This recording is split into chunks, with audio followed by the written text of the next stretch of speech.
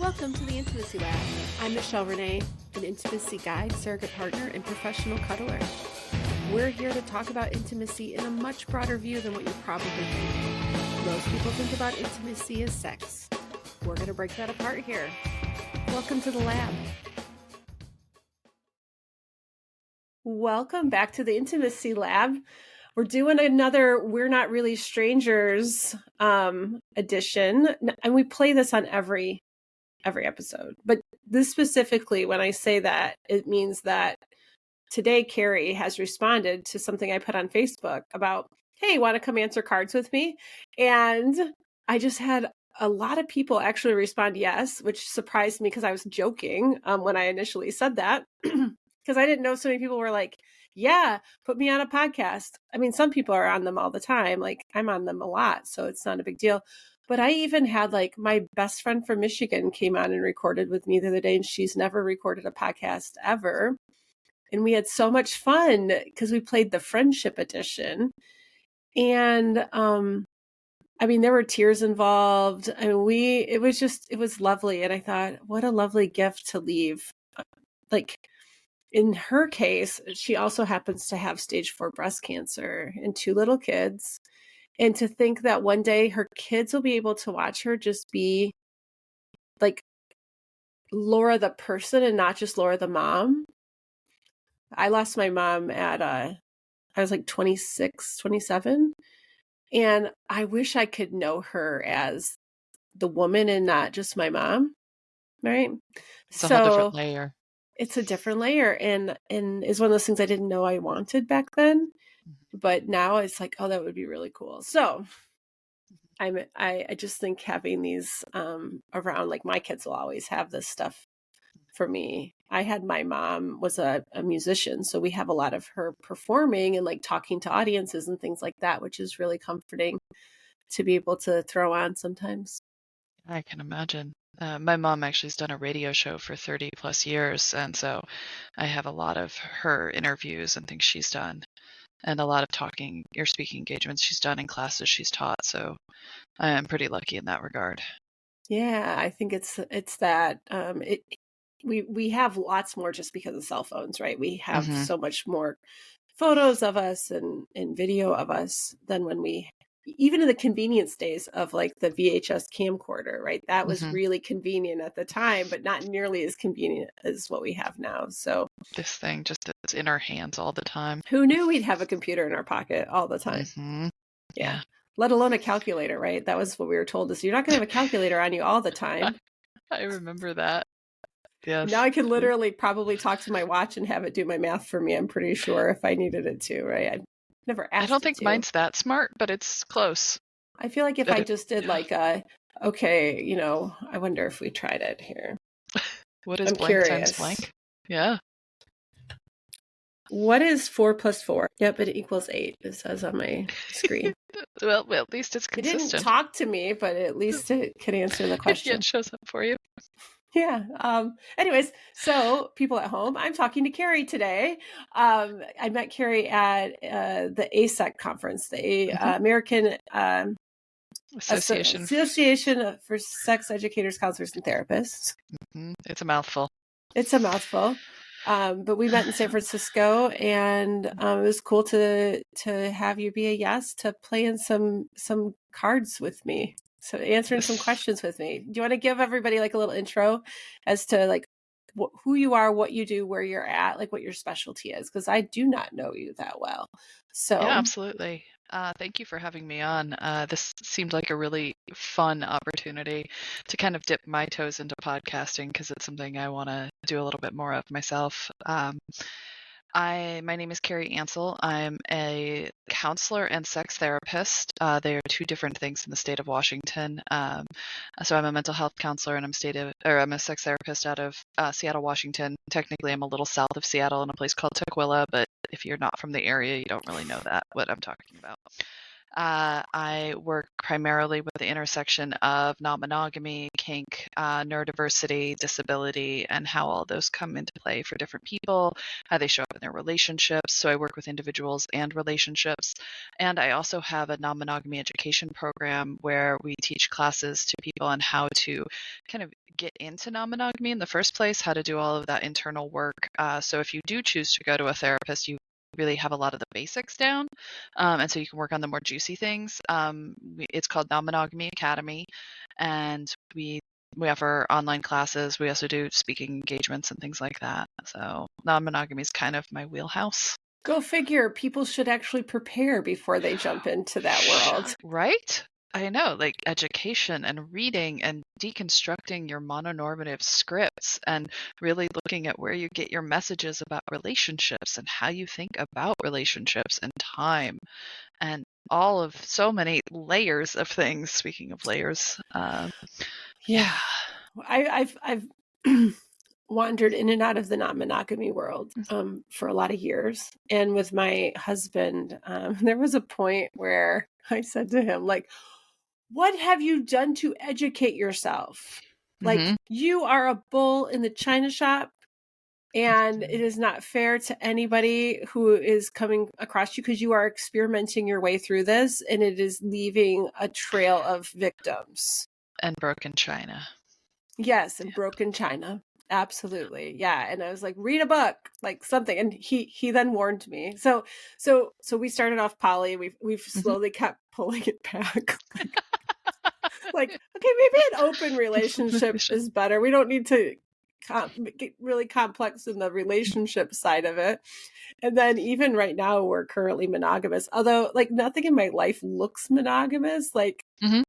I have a very are you familiar with Aubrey Lancaster? Mhm. She's a asexuality Yeah. educator. Mhm. She says poly affectionate. And I'm like, Mhm. yes, I identify that. So like I have a very like poly heart, but I practice more on the non or practice more on the monogamy side, Mhm. at least currently. But he warned me. He said, okay, so if I ever think that I need to go down the polyamory road, I'm going to read this book. Like he pointed to the book on my bookshelf, which I don't think that's the one I would actually have him read. It was More Than Two. I would Mm. turn him Mhm. into something else. But that was the one that he had heard me at some point recommend to his sister, kind of like he took notes, like a little mental note. And He I was paying said, attention. yeah, I said, great, because it's a very thick book and I know how slow you read. And I'll have plenty of time to prepare myself, Mhm.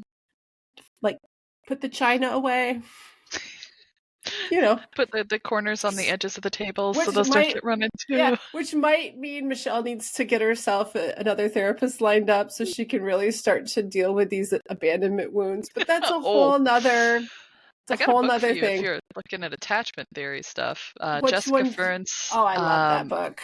Have you read the new one, Polywise? No. So Okay. it takes Polysecure, which is a really lovely overview of attachment and how attachment and attachment wounds can show up in non-monogamy, and then expands it with a lot more kind of hands-on tools. Hmm. And she does have a Polysecure workbook, and I think there's also a Polywise workbook. I haven't checked that one out yet. Yeah. But she does some amazing stuff with just how do you look at your own attachment style and how does that impact how you show up, not just in your romantic relationships, but with friends and with yourself. Mm-hmm. And Mm-hmm. how do you work on healing those wounds to be able to be in the kinds of relationships that you really desire to be in and show up in the ways that you want instead of showing up with, fear brain being kind Yeah. of ruling everything all the time. Oh, those hamsters are mean. They They are are. mean in there, and that is our last to like. We went back into monogamy for a while because Hmm. I was like, okay, I need a break. I work Hmm. on myself a lot, and sometimes I just have to like go, I need a Hmm. break right now. Yeah. So Absolutely. You can't that's, do all that work all the time. And you definitely can't do that work by yourself, yeah, especially if it's in a relational setting. yeah, yeah. Yeah. So all the MDMA in the world hasn't quite knocked this one out Guess yet, though it has helped me in so many other ways. It's amazing how it can rewrite and override pathways in your brain to give you more access to reacting in a different way and choosing to Mhm. respond instead of reacting, like that automatic path of reacting that we tend to just develop through trauma. Yeah, and I've gotten good at slowing everything down and seeing when it's happening. Like I know what's Mhm. going on. I just got to get my partner better trained at knowing how to like empathetically respond to that. Ooh, yeah. Yeah, but And holding that loving space for you to respond differently instead of automatically thinking you're going to react in a certain it's way. amazing what a simple, wow, babe, that sounds really rough. I'm sorry you're having to go through that. What that could do compared to a fix it solution kind of person. And I'm like, Hmm. yeah.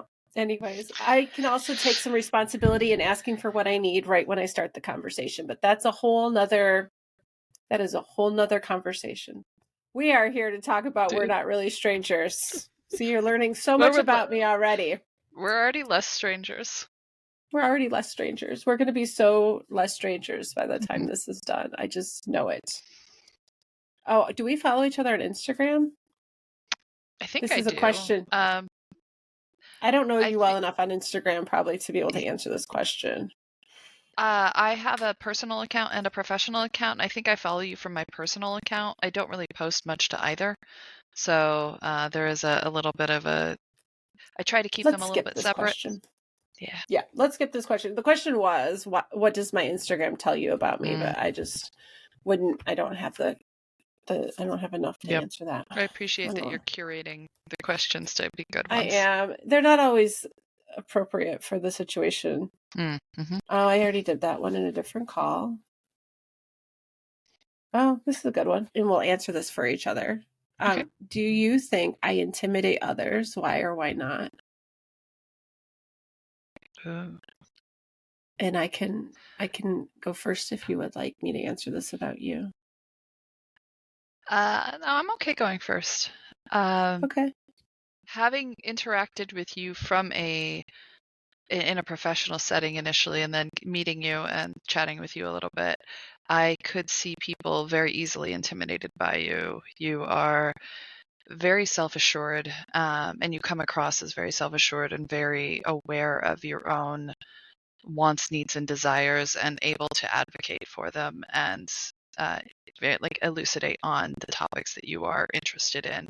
You're very well spoken around, especially around things you're passionate about, and that often comes across as intimidating to people who aren't who are struggling with self-assuredness or get intimidated by strong women or femme people, and you have a very strong presence, and that is for a lot of people a very lovely and safe feeling. But for people who are looking to be intimidated, which I think there are a number of people in the world who unintentionally do that, I think that can easily fall into that category of like, oh no, there's danger, cannot approach. Yeah, I think when I was in the dating world, I felt that a lot. Mm-hmm. In the professional world, it's really helpful to just have that assurance and the other people find me assuring and that works out really well. But I think when I was dating, this is how I ended up with a husband that's 12 years younger than me, is that I figured out the young ones were cocky enough Yeah, that's that fair. they weren't intimidated. And it wasn't like I didn't go out going, oh, I'm going to find my husband in this age bracket. Mm-hmm. I say it was supposed to just be a good time. And it was a good time. And it just kept being a good time. And 8 years later, here we are. But at that age, I was like 40, and the like men my own age were very much like, oh, you're a sex educator, or you're aspiring to be a sex Mm-hmm. educator. That's intimidating because they make that mean that, like, heaven forbid they could learn something. Or they have to acknowledge their own places where they're not willing to learn something or haven't paid attention and learned anything previously. Yep. And the fact that they thought I had more sexual experience, and this is like Mhm. West Michigan. So I Mm. call it the Bible Belt of Mhm. Michigan, very DeVos land, if you follow, Mhm. back in Trump politics and Betsy DeVos, like that's her stomping ground. So like, yeah. And here I was, this like out kinky, sex geek. I was running these sex geekdom groups at the time where we would all have conversation over dinner or whatever. And like, it was just to be a leader in the sex positive world and in like trying to date kind of in the vanilla world. Like I didn't do it for very long. Like I learned pretty quickly that online dating in general just wasn't a thing for me. But yeah, it's challenging. So let's flip the script here. I think you're intimidating just by your voice. Oh, You have you also have this assuredness, but also there's there's a slow tone to like how you talk that just feels very much like you're like a dom on the side or something like that. Like there's a like, do you know what I mean? There's this. Yeah. You remind me of like my pro dom friends of like, like you just take control. I feel this, and because of that, the same thing that you're reading on me, that comes off as intimidating to some people. Absolutely, yeah. I don't find you intimidating, and I don't think you find me intimidating. I'm just making an assumption, but like I think in the general world, this is what happens to people with confidence. I also notice that it tends to come up when you're competent at something, and so there's kind of a self-assuredness that comes in to that once you know what you're talking about, and you know what you're talking about. And so when you start speaking and people either challenge you and you can actually rebut it correctly, and they're either accept that or they run away with their tail between their legs because they can't handle being challenged, or you just are able to speak with kind of a fluency and fluidity to the topic, people get impressed, but they also can get intimidated by just that amount of knowledge that you have, or by the experience that you have. Going back to your statement about West Michigan and men being intimidated by your sexual adventures and knowledge. I grew up in Kansas, and I had something very similar. It's also why I left Kansas. Yes. I always think of there's a documentary, what is it called, like What's Wrong with Kansas? Or I think I know what you're talking about. I don't actually think I've seen that. It was a documentary, if I recall, about why people vote against their own best interest. Was it The Problem with Kansas, or maybe that might be it, or Trouble or something? What's the Matter with Kansas? It was a book. Okay. Yeah. I remember hearing about it, but I don't think I ever saw I didn't either. read it. I just heard about it. Yeah. So, but that is, why do people vote against their best interest, is a question I have for a lot of the country. Yeah. Okay. Are you ready for the next level? Sorry. Absolutely. The first level, just so you know, the first level is perception. So that was about us, what our perceptions of each other are. And level 2 is connection. Okay. So the question is, when was the last time you surprised yourself? I have to think about this myself. Yeah. My brain is getting stuck on this because I'm like, well, what does surprised mean? Yeah, mine too, actually. What does surprise mean? Like, I haven't done anything recently that I've been shocked by in my own thoughts or processing. Sometimes when I'm talking, I say something that I know I can't unsay, that it's like a knowledge of myself that I can't put back in the box. Like, well, that's out of the box now. I can't ignore that thing that I just said, like a realization. So I guess that's where I'm getting drawn to as my answer. So I'm going to assume that is a surprise. If you want me to share first, I will. Otherwise, I'll give you more time to think. Or that would be this great. might inspire you too. Who knows? Yeah. So, I don't know how many months ago. Time is a weird thing. I was working with, back up a while back. I picked up some sessions with a coach here in San Diego who generally likes to coach people around how to tell stories. Like, I don't know if it was like for stage or what. I met him at an event one time, and I decided I wanted to work on like telling my own story, like on my website. Just like my story is, I think, important. people that work with me that do really well with me tend to really be on a similar path that I've already kind of trudged through. So it's like, oh yeah, I relate to this part of Michelle's story. So I was working with him on that. And we had a great time with that. We ended up working more so on creating my why statement, like, why do I do this work? But then fast forward, he's working on his life coach certification. And he needs to have so many hours of recorded sessions, and it was like, who wants to have some free time with me? And I was like, I love time with you. I've worked through so much crap talking to you. And we had to come in with like what was my issue going to be that we were going to spend this, I don't know, 45 minutes or whatever on. And I'm like, God, I don't know. Like, my life, I work shit out pretty fast. Like, I don't walk around with like questions that just linger in my mind and that I need support around. So I came up with one. I come into session and I'm like, okay, here's the dilemma today. How do you know when it's time to work the practice you want versus the practice you have? Like, what kind of clients? I wanted to kind of shift some of my work. And in our conversations, so this is a dilemma I've been working through in my practice, and people that listen to this podcast are going to be like, yeah, Michelle, we've heard you talk about this many times.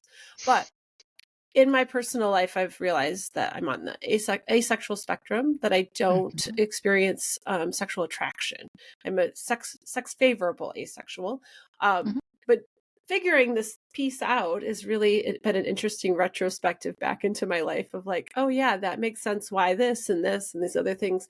And some of that I think made my work as a surrogate partner easier, because I'm not used to experiencing sexual attraction. So if I have a client and we need to go into erotic work, sexual attraction doesn't play into it for me. So a little easier. But also what I'm finding is that the sexual spoons feel more limited. And some of that I think is I'm on a medication that I think affects my pleasure centers. I think this could be a little bit of, just maturity, length of time in relationship. But like for me, I'm very much a responsive desire person. It just takes a lot to like get in the mood to have sex. Like I have to like tell myself, remember, Michelle, you like sex. You should go cuddle with your husband and see what happens, right? Like I have to kind of pep talk myself. And so the idea of giving those spoons to my work instead of my relationship feels like a bad trade-off. So I've been like wanting to steer away from the erotic component of my work. And so, but this was a few months back before I was really getting clarity around this. And I remember saying to him, my value is not in my sex. And then it just like hit me that I'd already come to that conclusion in my personal life, but that now I needed to wrap my brain around that in my professional life. Because surrogate partner therapy is so, unfortunately, also known as sex surrogacy, right? Even though we don't really practice it that way anymore. If we call it sex surrogacy, it's kind of misleading. But so much of what people assume about my work is that it has a sexual component to it. And I presented a case very much on purpose at ASEC that did not include that component, because I wanted people to start to see it in a broader perspective, but to actually now say my value is not in my sex, I can't unsay that.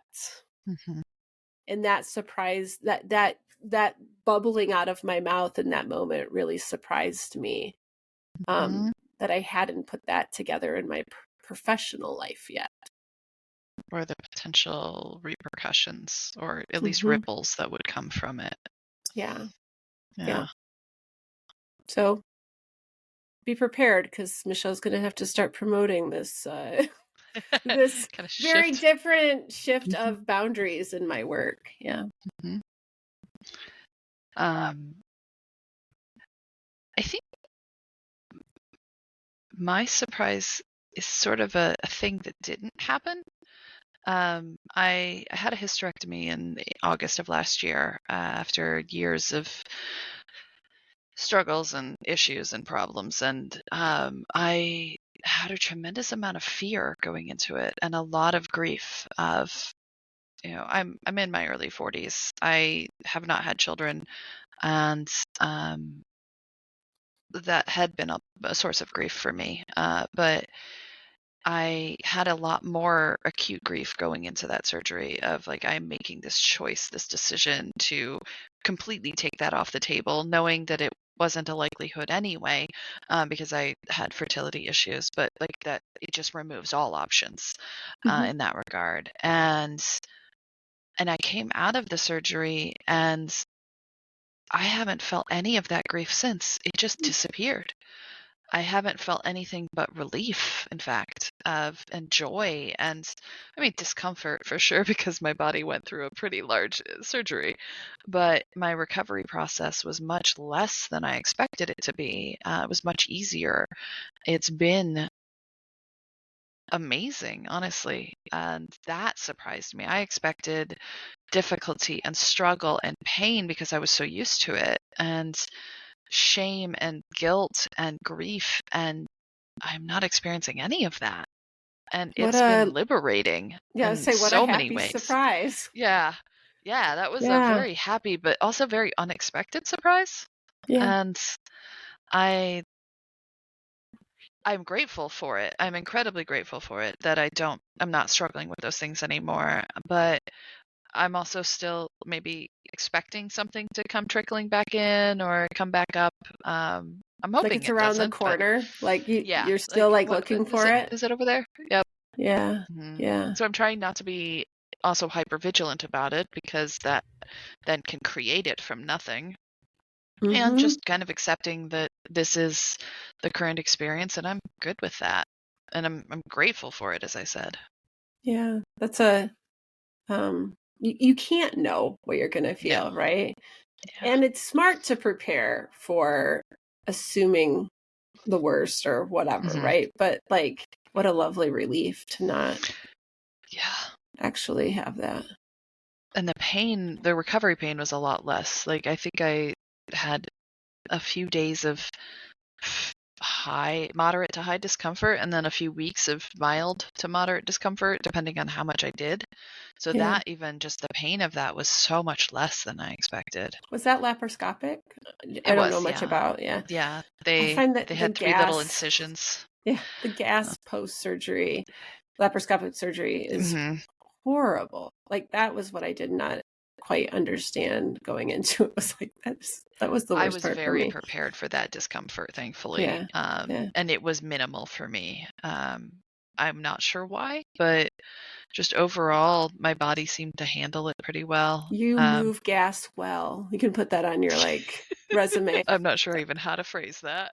I had bariatric surgery a few years Mm, back, and I remember with my partner, I was like, "All right, we're breaking the seal here," because I'd always been very not like there are things I will happily do in front mm, of him. I would happily pee in front of him, though he is an absolute no, you must shut the bathroom door at all times kind of mhm, person. And I'm like, even for pee, really?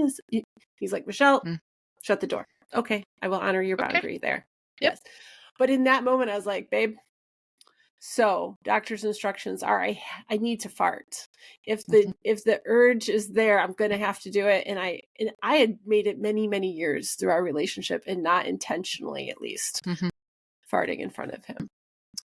It's I gone will now. say Gas-X and laxatives are your friend when it comes to anything that where you go under for anesthesia, because that can mess with your guts really badly. And I was very rigorous in my taking of meds for that. I 'Cause, lots of yeah. heating pads because that Yes. really helped move. Oh, I, Yeah, I heating have. vest. I have one of the Oh, vests. I'm wearing one right now because I have Oh, chronic pain. Thankfully, it looks like a shawl. But yeah. I got a microwavable heat pack with millet in it, and Mm. that was on my belly constantly. It was one of the most soothing things. I had a friend who recently had a hysterectomy, and I sent her a gift package of things that I found useful for me, and I sent her actually my heating pad. And a few days after I sent it, I'm like, that was a poor decision. So I just went and got myself another one. Like, nope, you can have it. You can keep it. I'm not going to regret that choice because I want to support you. And also, I need mine. Yeah, I haven't pulled mine out, but it's been so cold in San Diego lately. I kind of feel like I want to just wear it Bundle. around, like on the couch and stuff. Mm-hmm. Yeah, that was one that I learned about. Did you meet Phoenix Mandel when you were at Yes. ASEC? Okay, yeah, We've become Phoenix. friends. Okay, yeah, Phoenix turned me on to the heating vest thing. That was great. I have a metamor who works as a zookeeper, and she gets very, very cold. And so for Christmas last year, I gave her a heated vest and heated hand warmers to help keep her so she is not a popsicle Oh, because it's she's so outside so nice. much of the time. And Yeah. yeah, the only hazard is remembering to charge it because those things have a battery that runs out fairly quickly. Yeah, I was introduced to the like regular outdoor vest. My heating vest, like the heating pad vest, is not sexy, and I would not wear it anywhere, and it's not attractive at all. But the regular vests that heat up, boy, that's a really lovely gift. Yeah. I'm very excited about it for her. Yeah, yeah. Did a lot of I did a lot of bonfires during COVID to get together with friends, and one of my friends got one of those for Christmas, and I was like, oh, I went to covet that vest. They make everything easier. Yeah. Well, during the winter at least. Yeah, During the yeah. summer, I imagine it would be much more difficult.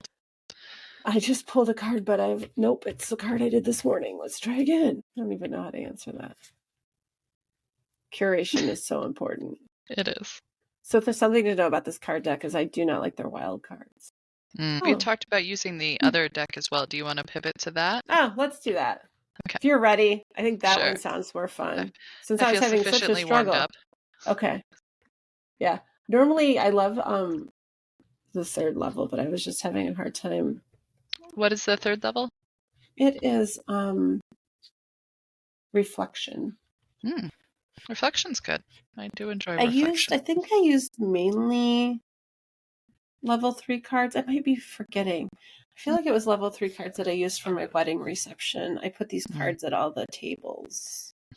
That's a great conversation starter. Many people cried at my wedding. Because of the cards? I was thrilled. Yes. Yeah.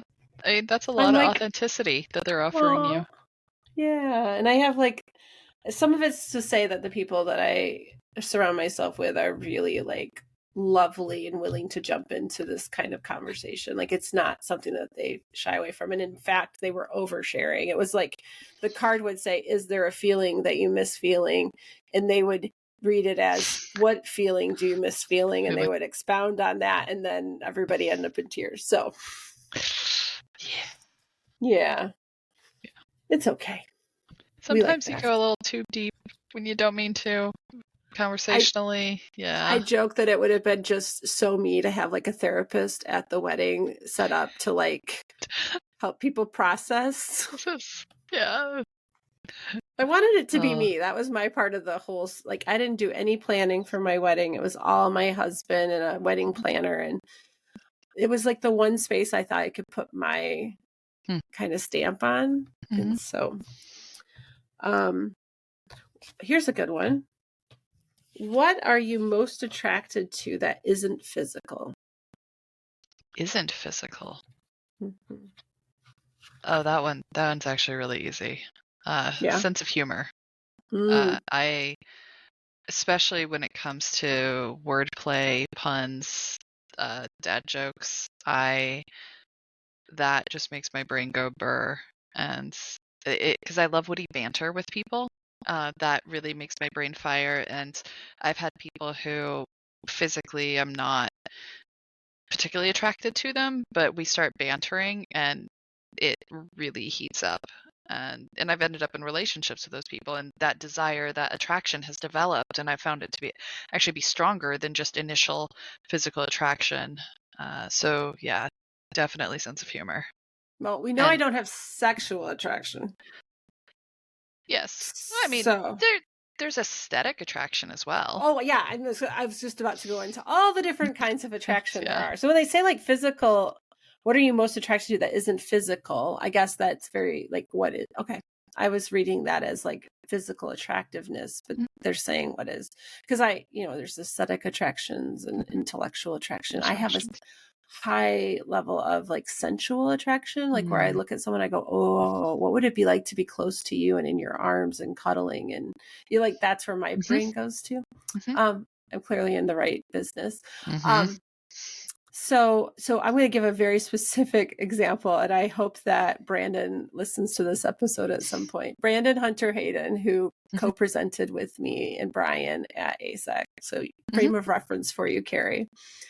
I met Brandon, oh gosh, a long time ago. He was who I would consider the stalker guy on my Instagram because he would like all my stuff, but I didn't know who he was. Mhm. And then one day he reached out and was like, hey, could I pay you for your time? I would like to learn more about your work as a surrogate partner. And I was like, you want to pay me to talk to you and you're offering up money?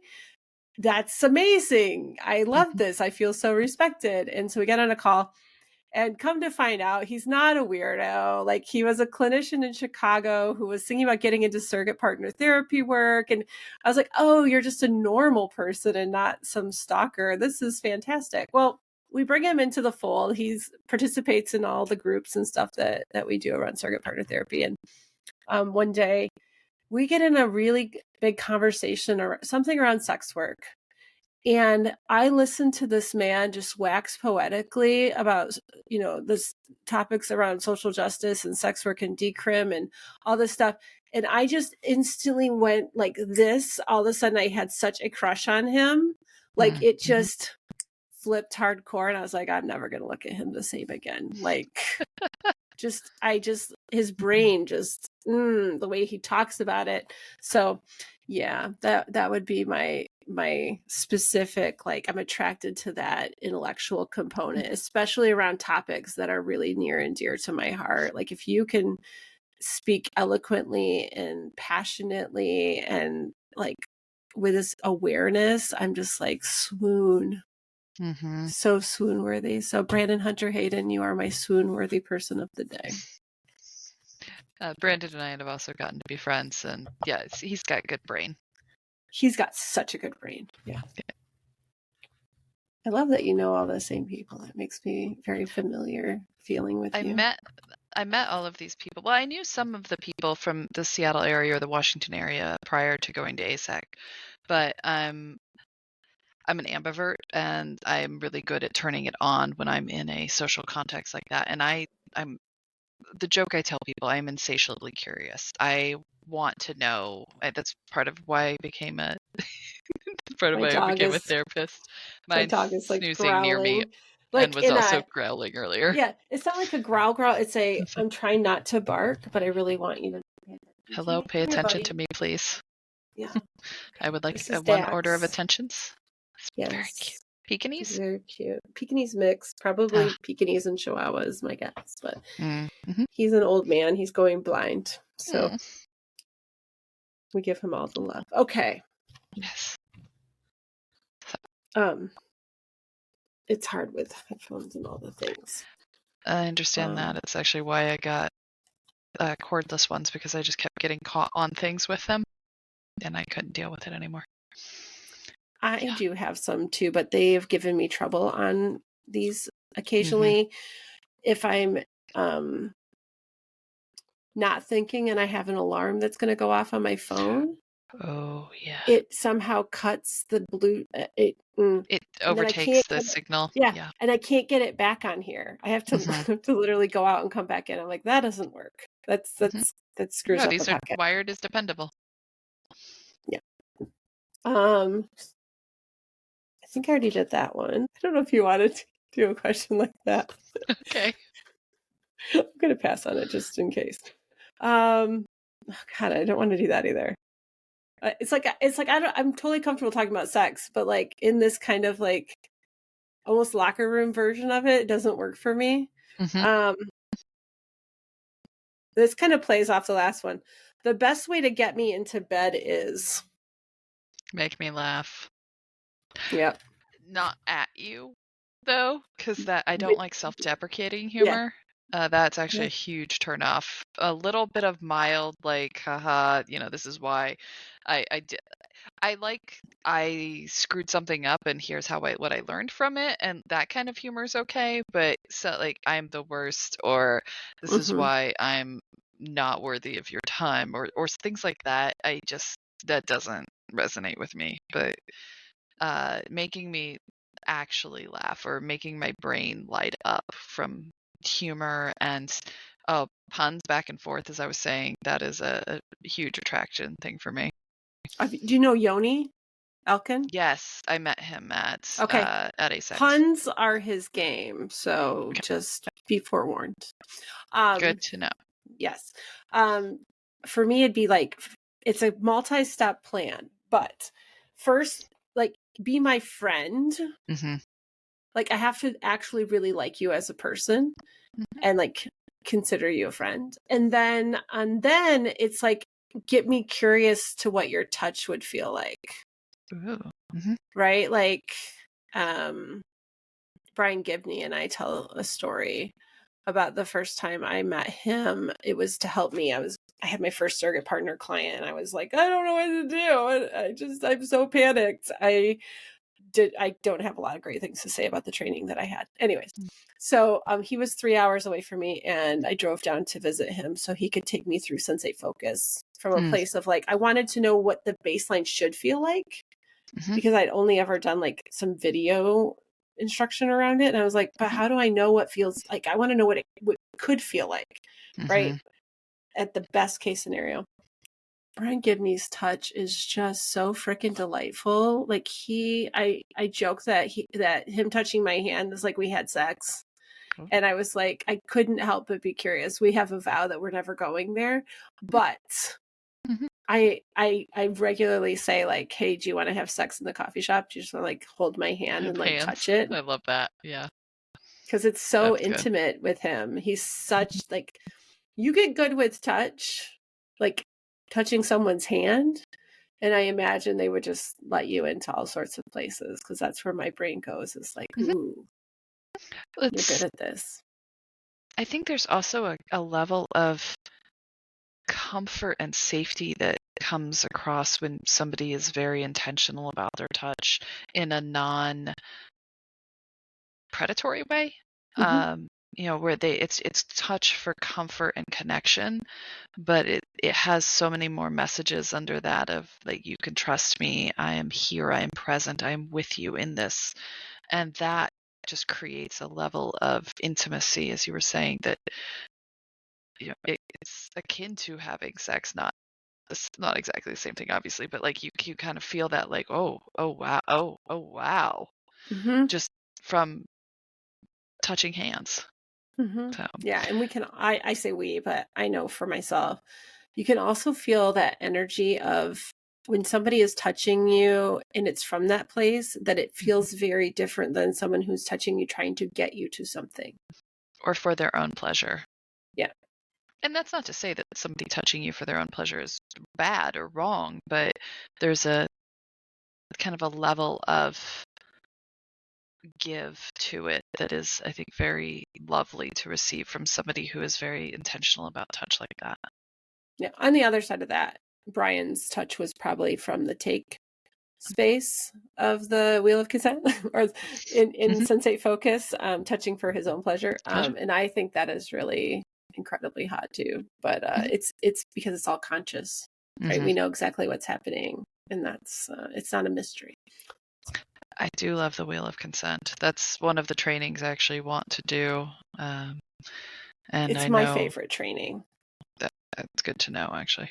Yeah. It's the best. Like, I think it was the best money I've ever spent on any trainings. I love that training. And when I took it in Seattle, there were therapists there. So Mhm.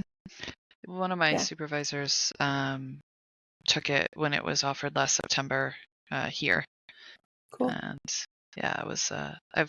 We've talked about it since, and she talks about how she incorporates it into her work regularly.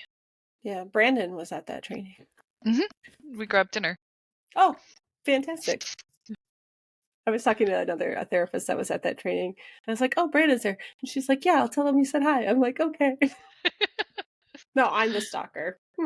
Anyways, okay. This is I guess generally a group card game, so some of these just really don't work. I kind of want to modify a card. I'm going to do that. So the card reads, "What's the most embarrassing thing you've done in the bedroom while intoxicated?" But I want to take off the while intoxicated and just say, "What's the most embarrassing thing you've done in the bedroom?" If you could pass. So this is like, oh no, I've got one. Oh, okay, this is great. good. When I was a teenager, late teens, early 20s, actually, I think. I can't remember exactly how old I was. My childhood bedroom, though, I was visiting my mom, and I had heard all of these amazing things about satin sheets. Satin sheets were wonderful, so they were great. And so I got a set for my bed, and key information, my bedroom is on the second floor of the house.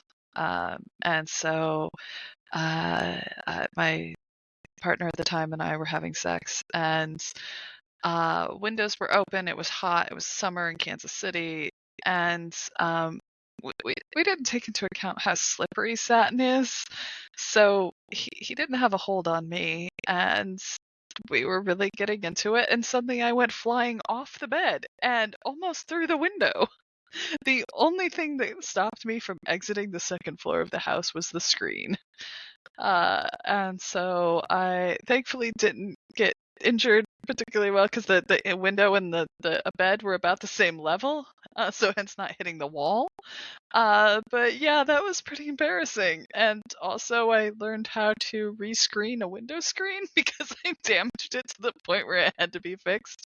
So I know how to use a splining tool and spline now, and I fixed many windows since, and I don't use satin sheets anymore either. I don't think I've ever used satin sheets. Do not recommend. Okay. For your hair, satin pillowcases can be great for your hair. I've considered them Yeah. for my hair. Yeah. Don't put them on the bed itself. Okay, I like to have a little traction. I don't think I need satin sheets. Yeah, it's necessary. Okay, so yeah, I can imagine that was a little embarrassing. Mine is so embarrassing. I swore at the time we were never going to talk about it, but I've talked about it many times since then. So I've clearly like gotten over it. Different partner. He was really, really like gung-ho for anal sex. And I was like, yeah, I don't mind anal sex. But with this relationship, we just hadn't gone there yet. And I don't think he'd ever had anal sex before. He was another one of these young pups I picked up at one point. And, you know, I love giving first experiences. So I was like, oh, of course I want to be your first. But it was one of those days where I said, yeah, I don't think today's the day to do this. Like, that's one of those things that you got to learn your body. And you're like, yep, today is not an anal sex day. I can just tell this is not going to go well. But he was very excited and very like persistent.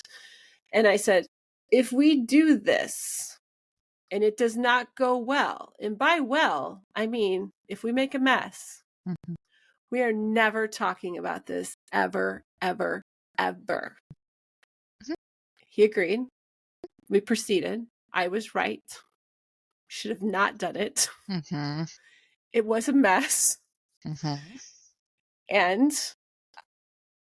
I'm talking about it today. So there you go. Don't play in that area if you're afraid to get messy, but also trust yourself when you say today is not a good day. And trust, like, listen to the other person and not your own desire. Because, yeah, that sounds like somebody who was not used to respecting other people's boundaries. In retrospect, I also wasn't very good at enforcing them, right? This was before I got into cuddling. Oh, you like learned this a lot was about way boundaries back in then. the day. Yeah, I learned a lot about boundaries through that work. So yeah, it was not Michelle 1.0, but it was definitely deep into Michelle 2.0, and I'm probably got to be at 5 or something at this point, right? So like it was pre-work, and so there's a whole nother layer of like, oh yeah, nowadays I wouldn't have given into that. Like my whole thing now is really about trusting my gut and following that, and be damned anyone else. And trying not to self-abandon. Mm-hmm. And which is part of my moving my boundaries and my work, is to say, like, yeah, maybe I should keep that part of my that part of my life, since it's so difficult to come by the desire aspect, but also because I have a history of coercion around Mm-hmm. sex, it becomes very difficult to make those decisions on going into that part of the work with a client or not, because that question of, like, do I want this? Mm-hmm. Or we say compassionate willingness a lot in that work. But where is the line between those things and doing it because you're supposed to? Mm-hmm. Right. And so I'm not very good at differentiating that, just because of my history. So getting me out of that space is probably for the best for me. That makes so much sense. Yeah. Yeah. And just And so knowing the much of, places where it can get murky. yeah. And I don't want to be burned out, and I want to take good care of myself. And also the best parts of the work, the most powerful parts of the work, are not that. I know that's very powerful for some people, and they really need that. And I'm probably just not going to be the right person for them, or we refer that part of the work out to, like, I have a really wonderful sex worker here that has a lot of the same trainings as me. So there's a continuity of language. So, like, if we're working in the wheel of consent, this sex worker will pick up in that same language and understand that part of the work. So it's like almost like tagging out or something like that. That's my idea of potentially options around this for people that really do need that component. But That I sounds also like think a a lot of great people idea. don't. Yeah. I also think a lot of people don't need that component. Mm-hmm. And so I found so much satisfaction in working with a lot this last year has been a lot of, like, older women with sexual assault backgrounds and mother wounds on top of it. Like, you combine all those things together, and I'm like, I'm in my sweet spot. This is where all of, like, the best parts of my work come together. And it's been really, really satisfying. So if I can kind of move the universe into sending me more of that demographic, it's really where I'd prefer to be. So. No, there's not enough people doing that kind of work either, especially taking into account the impact of perimenopause or menopause. I've been reading a book that a friend recommended called "What Fresh Hell Is This?" I read that one recently. Yeah, and Yeah. there's just so little research around those topics and the impact on sexuality, but also just the impact on your mental health. I know so many women who discovered that they had ADHD when they were older, after their hormones shifted because their bodies were compensating in different ways and they lost coping skills, and suddenly their ability to focus just went out the window, and they're like, but I've been able to do this for ages. What's different? And their bodies are different. I And feel that. I don't have a diagnosis, but I bet you I could probably get one. it's One of those things amazing where how many if I people run do. out of Yeah. those coping mechanisms, maybe I'll have to. But yeah, I really, that was one of those times in life where I'm like, okay, which part, like, one of the sex geeks, some of the sex geeks have had to have, like, jumped into the menopause world by this point, right? And the author of that book has a Facebook group. I don't know if you know about that, but I I can get you in if you'd like. Sure, that'd be great. But yeah. It's not super active, but if you ever needed a place to pop a question or something, like, I know I'm having hot flashes once in a while at this point. You got put through the medical, like, fast track version of having to I deal with some of this. Yes and no. I do still have my ovaries, so I'm not on Oh, okay. I'm not going through menopause yet, but it is likely that I would go through early menopause because of Gotcha. the surgery. Yeah. So I'm just preparing and gathering info and monitoring my own hormone levels. Yeah, it was Yeah. a really great book. And I'm like, okay, I will be coming back to this as more things pop onto my Mm-hmm. radar kind of thing. Like it's going to become, I have it on Audible, but I'll probably should just buy the actual book so I can start to like Flip through. What make page was that notes on? and yeah, exactly. Because right now it's like some hot flashes. I'm on I have an IUD, the Mirena, so I don't have regular periods, but once in a while I get just some spotting, and so I'm starting to keep track of the spotting because I'm like, when you're on stuff like that, how do you keep track of what your cycle is doing? Because it's It's not very regular. difficult. Yeah. Yeah. So yay, today was like day 63 and I started spotting today, so it's like why? Okay. I don't Yeah. know. It's a strange world. And with my mom being gone, I think she was definitely I'm 48. Mm-hmm. My mom was diagnosed with cancer at 48, and I know she was already on hormone replacement. So I know she started before I did. Mm-hmm. But I don't have that person to go back and like ask questions to and that Or kind her of medical stuff. records to go back and look at because they're so hard Yeah. to access. Yeah. Yeah, the ability to have those conversations is a gift. Mm-hmm. Absolutely. Yeah. Yeah. And I was too young to know what I would have liked to have sat down and like made notes about, right? Yeah, how could you at that age? There's no way to know that those are things that are or will be one day important, or Yeah. just even little things that I gifted my mother a thing called Storyworth a few years ago, where you go through and you curate questions for them and they write it and you get a book at the end. And not only just the questions that that were asked each week, but it led to so many other conversations where I learned things about my mom I never knew I wanted to know. Mm-hmm. And I've been suggesting this to people in my life since then because I think it's a way to learn so much about people. But I also very much recognize the gift of time that I have with her. Yeah. That I know many of my friends don't, and Mm-hmm. it's so hard to recognize and feel that gratitude and also understand that grief. Yeah. Yeah. If I had been more emotionally mature at that time in my life, I would You have were in your mid totally, 20s, like yeah.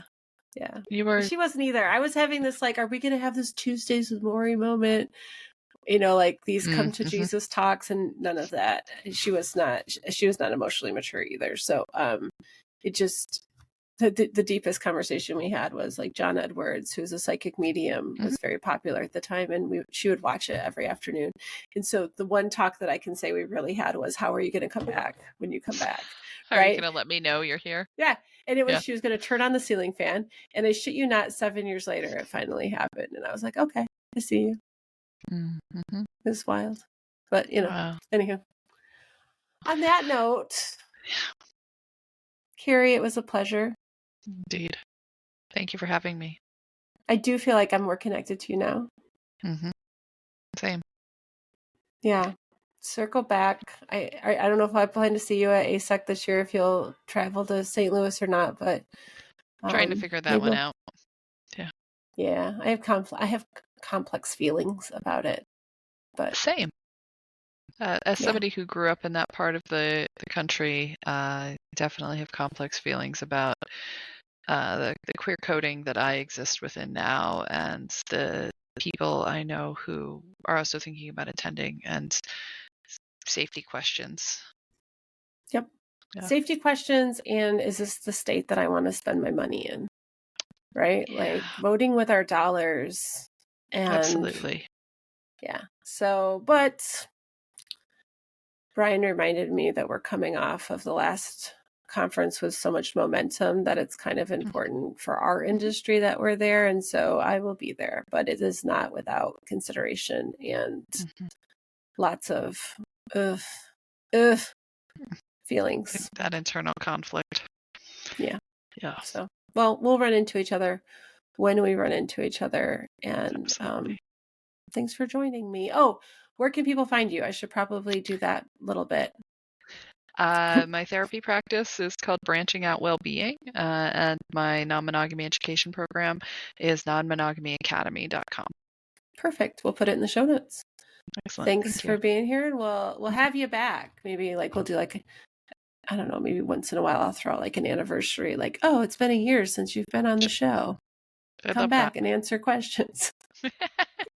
No, if you ever have anything to promote, hit me up and I'll bring you back for anything specific. So thanks for being here. We'll see you again soon.